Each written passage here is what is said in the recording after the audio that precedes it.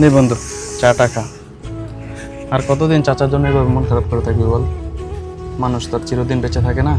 জানিস বন্ধু, বাবার স্মৃতিগুলা খুব বেশি মনে পড়তেছে। ছোট্টবেলায় যখন অন্ধকার হতো আমি খুব বেশি ভয় পেতাম। বাবা আমার হাতটা ধরে বলতো, তোমার ভয় কিসের, আমি তো আছি তোমার সাথে। এখন চারপাশটা এতটাই অন্ধকার যে আমার হাতটা ধরে ওই কথাটা বলার মতন বাবা আর দুনিয়াতে বেঁচে নাই। দেখ বন্ধু, ভেঙে পড়লে চলবে না।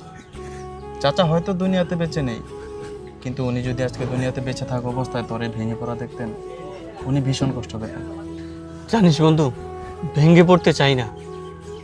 আগে যখন বাবা অফিস থেকে বাড়িতে ফিরতেন তখন ফোন করে বলতেন যে বাবা কি খাবি বল, তোর জন্য আমি নিয়ে আসতেছি। কিন্তু এখন পকেটে যখন ফোনটা বেজে ওঠে এই বুঝি মনে হলো যে বাবার মোবাইল থেকে ফোন আসলো। কিন্তু বন্ধু, পুরাটাই যেন কল্পনা।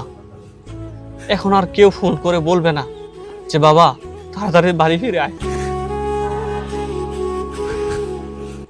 জানি বন্ধু, বাবার এই শূন্যতা পূরণ করার মতো না। যদিও উনি দুনিয়াতে বেঁচে নেই, কিন্তু ওনার শিক্ষা ভালোবাসা তোর মধ্যেই আছে। তুই যখন হাসবি, ভালো কিছু করবি, ওনার আত্মা শান্তি পায়। তা জানি, কিন্তু বাবা যখন শেষবার আমাকে ডেকেছিল তখন আমি খুব ব্যস্ত ছিলাম। কিন্তু এখন বুঝতেছি কেন যে ওই সময় বাবার পাশে গিয়ে বসলাম না, বাবার শেষ কথাগুলো কেন যে শুনলাম না। সেই স্মৃতিগুলো এখন আমায় কুরে কুরে খাচ্ছে বন্ধু। বাবা, তোমাকে খুব বেশি মিস করতেছি। তোমার স্মৃতিগুলা আমাকে প্রতিনিয়ত কাঁদায়। আল্লাহ, তুমি পৃথিবীর সকল বাবাকে ভালো রেখো।